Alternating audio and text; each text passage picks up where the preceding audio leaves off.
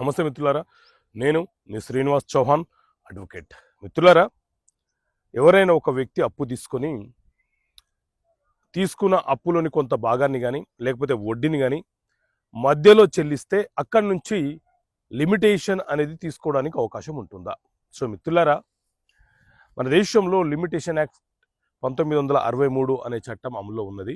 ఇందులోని సెక్షన్ 19 ఏం చెప్తుంది అని అంటే, ఎవరైనా ఒక వ్యక్తి మన వద్ద నుంచి అప్పు తీసుకొని ప్రామిసరీ నోటు రాసిచ్చి ఎంత వడ్డీతో సహా చెల్లిస్తానని ఒప్పుకొని ఉంటాడో, ఆ ప్రామిసరీ నోటు రాసిన తేదీ నుంచి సాధారణంగా 3 సంవత్సరాల కాలంలోపు మనము అతని వద్ద నుంచి మనీ రికవరీ చేసుకోవడానికి కేసు ఫైల్ చేసుకోవచ్చు. అయితే అప్పు తీసుకున్న వ్యక్తి కనుక తీసుకున్నటువంటి సొమ్ముని కానీ లేకపోతే కొంత వడ్డీని కానీ సొమ్ములోని కొంత భాగాన్ని కానీ మధ్యలో ఒక 1 ఇయర్ తర్వాత చెల్లిస్తే ఆ రోజు నుంచి మనము 3 సంవత్సరాల లోపు కేసు ఫైల్ చేసుకోవడానికి అవకాశం ఉంటుంది.